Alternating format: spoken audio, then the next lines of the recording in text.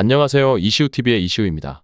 해당 분석은 초안 분석이며 최종 분석과 픽은 하단 댓글에 있는 링크로 문의 주시면 방입장 도와드리도록 하겠습니다. 방입장은 무료로 진행되며 절대 금전적인 요구를 일체하지 않습니다. 이번 분석은 승부식 147회차 해외 축구 4경기 분석 진행해 보겠습니다.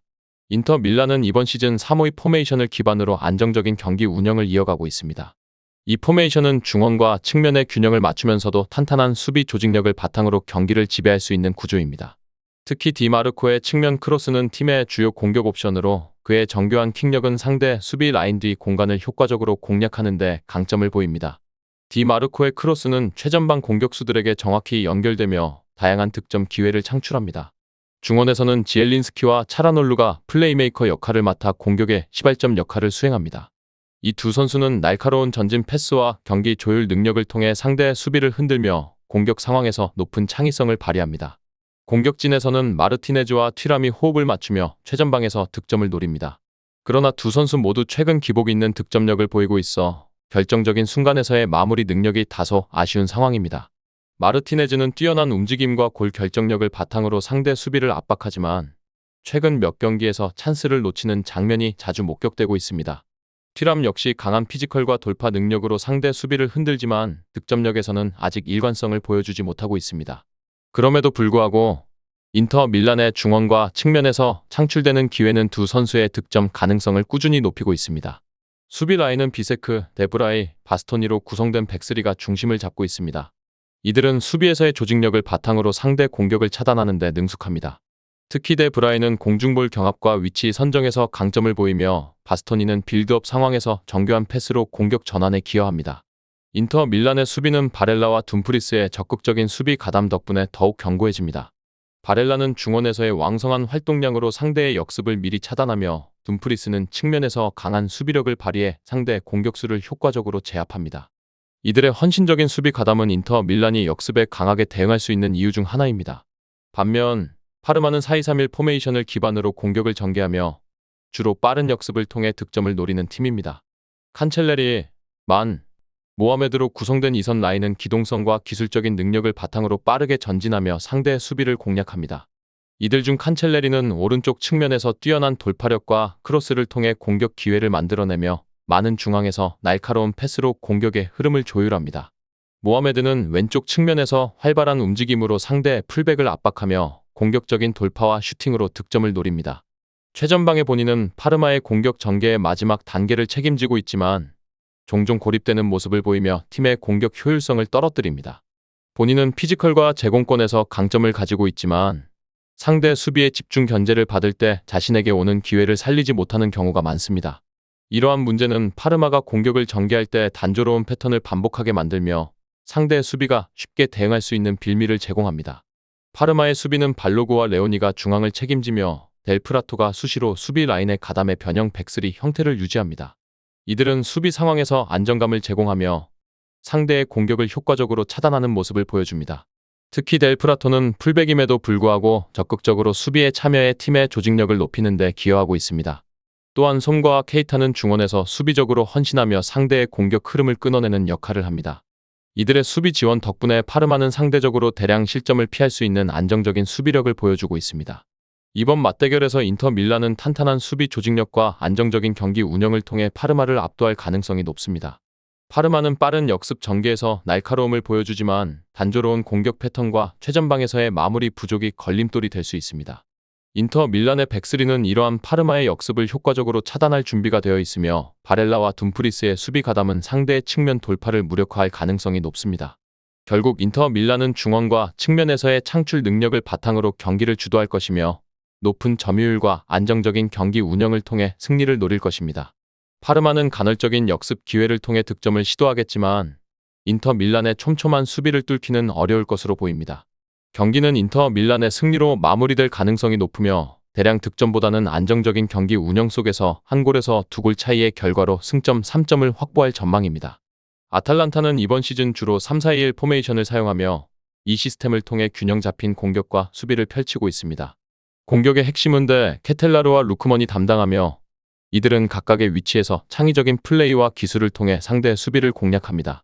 데 케텔라르는 뛰어난 시야와 패스 능력으로 팀의 공격을 조율하며 루크먼은 속도와 드리블 능력을 바탕으로 상대 수비진을 흔들며 결정적인 순간을 만들어냅니다. 아탈란타는 중원에서부터 치밀하게 패스를 연결하며 점진적으로 공격을 전개하는 데 강점을 보이고 있으며 이러한 지공 전개는 상대 수비를 꾸준히 압박하는 데 효과적입니다. 최근 로마 원정 경기에서는 이러한 전략이 빛을 발하며 탄탄한 수비와 효율적인 공격 전개를 바탕으로 승리를 거뒀습니다. 당시 경기에서 아탈란타는 수비와 공격 간의 이상적인 밸런스를 유지하며 상대에게 거의 틈을 허용하지 않았습니다. 최전방의 레테기는 직전 경기에서 부진했지만 밀란의 수비진을 상대로는 더욱 향상된 모습을 보일 가능성이 큽니다. 그의 피지컬과 위치 선정 능력은 상대 수비진의 약점을 공략하는 데 중요한 역할을 할 것입니다. 수비적으로는 스칼비니가 복귀한 이후에도 코스누, 히엔, 콜라시나츠로 구성된 백삼과 안정적인 모습을 보여주고 있습니다. 이들은 조직적인 수비를 통해 상대의 공격을 효과적으로 차단하며 제공권과 대인 방어에서도 강력한 모습을 보이고 있습니다. 특히 히엔은 빌드업 상황에서 정확한 패스로 공격 전환을 도우며 코스누는 강력한 피지컬을 바탕으로 상대의 공중볼을 차단하는 데 탁월합니다. 콜라시나츠는 풍부한 경험과 뛰어난 위치 선정으로 수비 라인에 안정감을 더하고 있습니다. 또한 자파코스타의 부상 공백은 벨라노바가 메우고 있으며 그는 왕성한 활동량과 적극적인 수비 가담으로 팀의 측면 수비를 강화하고 있습니다. 반면 밀란은 4-2-3-1 포메이션을 통해 공격적인 축구를 지향합니다. 특히 테오와 레앙을 중심으로 한 측면 플레이는 팀의 주요 공격 루트로 이들은 빠른 돌파와 정교한 크로스를 통해 상대의 수비를 위협합니다. 테오는 왼쪽 풀백으로서 공격적인 성향이 강하며 그의 오버래핑과 중거리 슈팅은 팀의 공격에 큰 힘이 됩니다. 레앙은 폭발적인 속도와 드리블 능력으로 상대 수비를 돌파하며 1대1 상황에서 높은 성공률을 자랑합니다. 밀란의 중원에서는 레인데르스가 핵심적인 역할을 수행하며 그의 전진 패스는 공격의 시발점 역할을 합니다. 플리시치는 최근 뛰어난 경기력을 보여주며 창의적인 움직임과 기술적인 플레이로 팀의 공격을 이끌고 있습니다. 또한 모라타는 최전방에서 강력한 연계 플레이와 제공권 장악을 통해 동료들에게 찬스를 만들어주며 팀의 공격을 다채롭게 만듭니다.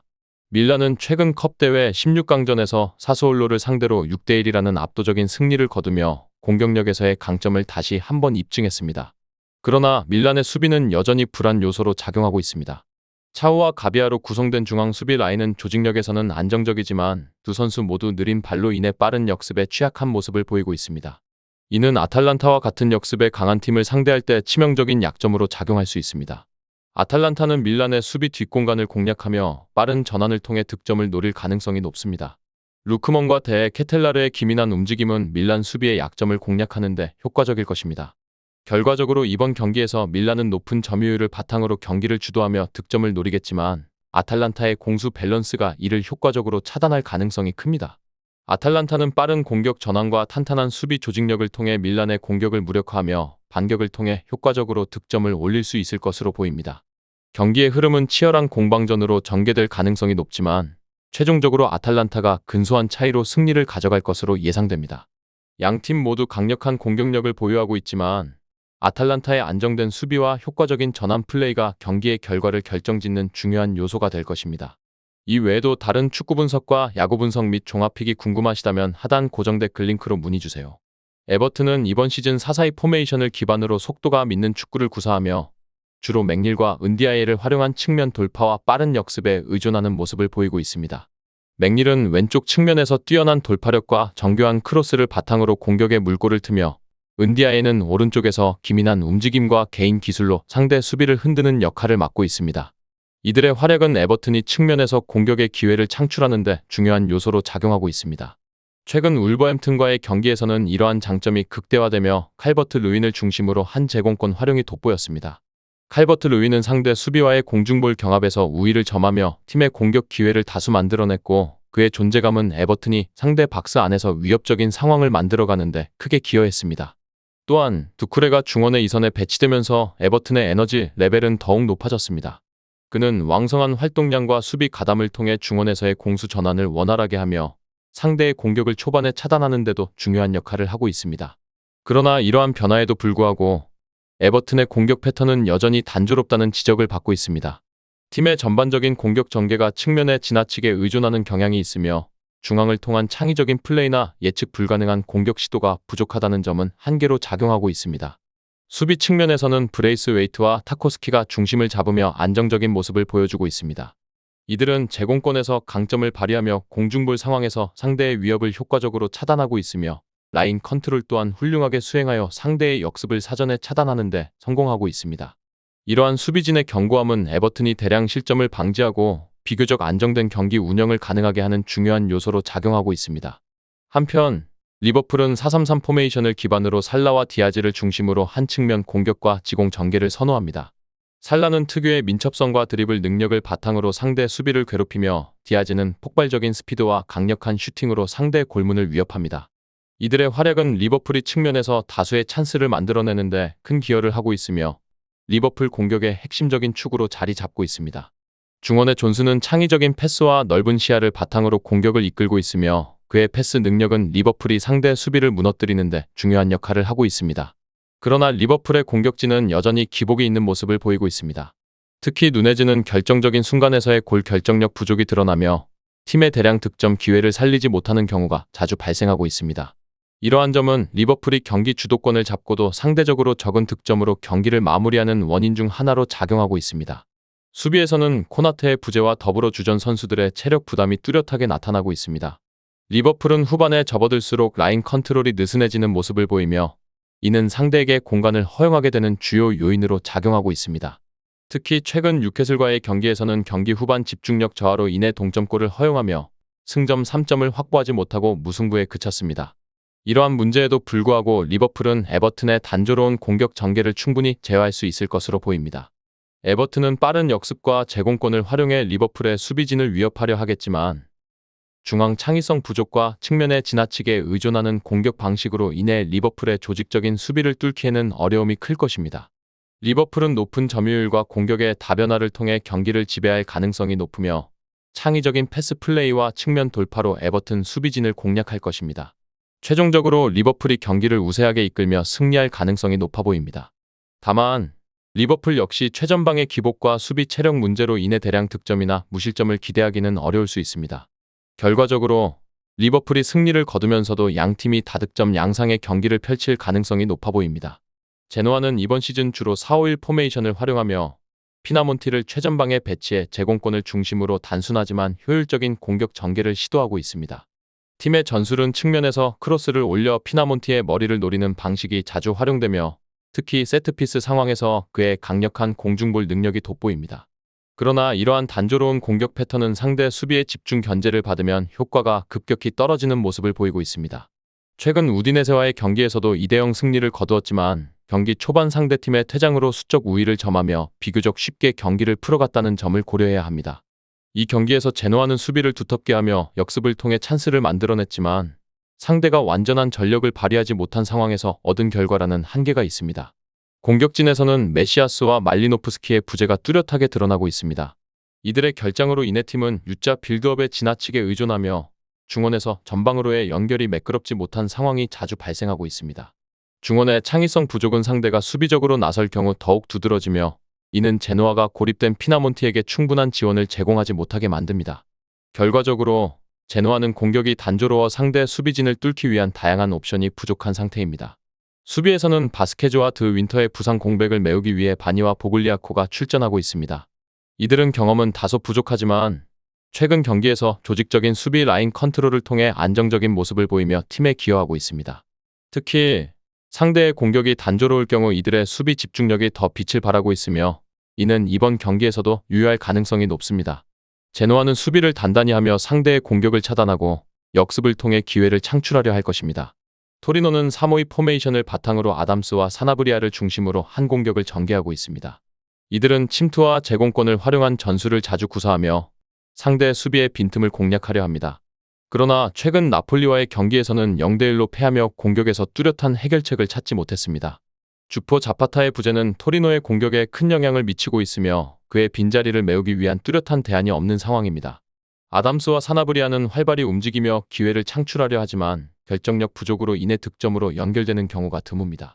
이는 토리노가 최근 몇 경기에서 득점력 저하로 고전하고 있는 주요 원인 중 하나입니다. 수비진은 마시나, 코코, 왈루키에비치로 구성된 백스리가 중심을 잡고 있습니다.